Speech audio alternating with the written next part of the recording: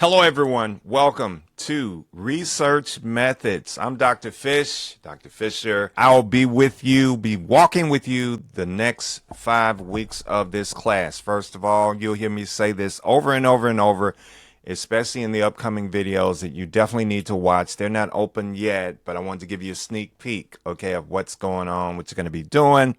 So, real quickly, first and foremost, I highly recommend, and I'm going to release these one at a time. I don't like to release them all at once because that kind of overwhelms everybody. And I totally understand. I was once where you are now. So trust me, I get it. So I'm just going to release it a little at a time. But I at least wanted to give you a quick snapshot of everything that you're going to be looking at this week that I listen to what I'm saying. Highly recommend that you look at every last one of the announcements that I have posted. The only one that, I don't know, you may or may not care about is understanding who I am, my background, and all of that. And you can always click on that to find out more about Dr. Fish. All right. Yes, I'm a big kid at heart. I love kids, by the way. Yeah, you can read all about that. If you want to know more about Giggle Tunes and Tales, just let me know. Just reach out to me. But I'm not trying to promote that because I know there are plenty of educators who have their own YouTube channels as well. Much like me, I have multiple, by the way. And yeah, like I said, you want to know more about that, that's a sidebar conversation. But at any rate, what's far more important, excuse the noise in the background. Sorry about that. So basically, what's really important here is for you to look at this particular video that's under the Module 1 announcement. Each week you will see an announcement that will come through, and you need to look at those announcements. You need to look at the video because it is, especially for this first week, and if you don't get off on the right track, you're going to end up, I don't want to see you losing points. I can help you maintain all of your points, barring you don't make any other mistakes outside of what I'm trying to get you to do. The first thing that I mentioned in this video, you got to watch it. You got to submit a clean paper. Please don't try to argue, push back, just submit a clean paper. You'll see what I'm saying when you get inside the course and you open up and you read the instructions for the Module 1 paper that you're going to be building. By the way, you will be building in the same paper each week. You will build on the same paper each week. Don't ask questions, just follow, okay? I already know what you're going to probably ask me. Yeah, but what about the Turnitin score? Don't worry about that. That's what I mean by don't ask questions. Please ask me all the questions that you need to ask. But don't worry about your Turnitin score because as long as you are submitting a clean paper, your Turnitin score will stay low. If you don't listen to me, if you don't watch my videos, if you don't pay attention, okay, yeah, it's going to be difficult. So make sure you read all of this. It talks about the late policy. There's an urgent note there about the last day of class.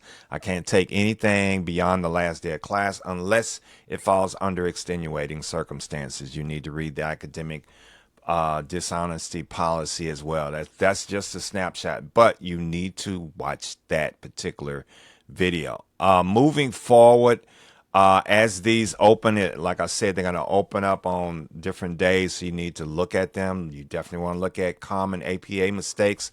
I have a YouTube website, again. That's for you. That's for y'all. It's dedicated to my graduate level students. And so you'll be watching videos that are from that particular website. You definitely want to look at plagiarism and cheating. It's just something to read. It's not a video. You want to keep your Turnitin score below 20%. That is for both papers and discussion board. That paper, posting that into your discussion, which you already know that. Don't do that because, trust me, it'll come back to bite you. And I hate to see that happen. And then, of course, then I would have to report that. So we don't want that to happen. Plagiarism and cheating, which is what I just looked at. I thought I had missed one of them. Yeah, I already talked about common APA mistakes. Yeah, I missed one. I knew it was. This one is extremely important. You'll see it open on the 26th. It talks about problem and purpose statements. Okay, you need to understand how to write a problem and a purpose statement. Your problem statement should be short. I won't get into that, but just to give you a glancing blow of that, it should be very short. It's going to be much easier to research. You don't need to pack everything in there, including the kitchen sink. And then there's also a final urgent reminder towards, I think that's like Thursday or Friday, something like that. It's another reminder to let you know, please submit a clean paper, because I know some students are going to pay attention, and you know you are teachers, so you know what I mean. Some pay attention, and yeah, you fill in the blank. It challenges me. I want everybody to be on the same page, making phenomenal grades in this class. Not trying to do this by yourself. It's a research class, and it can be challenging when you're trying to do really any class by yourself without paying attention to, well, let me just speak for myself, without paying attention to all the resources I'm trying to give you, especially in I try to answer all the questions in all of the videos that I produced in this class. Okay. Try my best to do that. So if at any point as I close the video, you have any questions for me, don't hesitate to reach out to me. If you can wait, like if it's not really an urgent question, you can send it via email. And normally within that 24-hour period, I'm going to respond to your email. Oftentimes I respond pretty quick because a lot of times I'm online. But if it's really urgent, text me. You have my number. And I'm going to force you to go and look for it. Go and find it under the announcements. I'm not just going to give it to you in this video. I just wanted to give you a sneak peek because I know that there are some who want to see, hey, what's going on in this course. I'm scared. I'm afraid. Don't be afraid. You're going to be fine. Trust me. I'm going to walk with you through this. So if at any point you have questions, like I said, if it's not something that's really that urgent, if it is urgent, you text me. If you really need to talk to me, text me first and ask. And if you want to know what hours, obviously it's going to be between the hours of, I would say, take a deep breath when I say this, between really, I better say 9 a.m. I was about to say 8 a.m. But 9 a.m. Central Standard Time, no later than 6 p.m. Central Standard Time. Okay. So between 9 and 6. If it's beyond that, like I said, unless it's like some kind of an emergency and you really want to get hold of me, then yes, text me. And if you're in a serious situation and it's coming up on a deadline or something like that, then in other words, you would probably fall under the extenuating circumstances. But you need to read that policy, because extenuating circumstances does not mean, well, my computer broke down. It doesn't count. It's actually in the policy. That's what it says. If it was up to me, I would probably give some grace, but I can't. I can't bend the rules. So read that extenuating policy and understand what it means. Does it mean, well, I have the flu? That doesn't count. All right. So you got to read it. I want you to read it for yourself. The extenuating circumstances policy, and understand what that means, who that applies to. That's what it's there for. All right. So make sure, like I said, as the announcements open up each week. And by the way, one last thing before I forget, you will not only see a weekly announcement that comes out every week with a video, you will also see the same pretty much thing. I'm going to be saying it in an email. So it's kind of hard to miss. It's like, unless you're just one of those students that feel, you feel like, I don't need my instructor. I don't need Dr. Fish. I don't want to watch his videos. Okay. Especially in this particular class, that's not something you want to do. Trust me. Trust me on that one. You want to pay close attention to all the videos, watch everything that I send to you.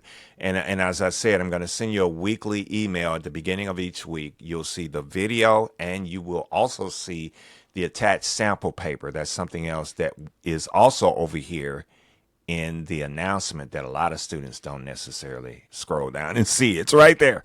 So the sample paper is down there as well as the video. So you'll get it in an email as well. Oh, because I'm restricted to only attaching one, and I hate that, one paper here. In the email, you're going to get more. So in the email, you'll get the sample paper. Aside from the video, you get the sample paper and you get a checklist. The checklist is, trust me, it's going to help you. Where's my class?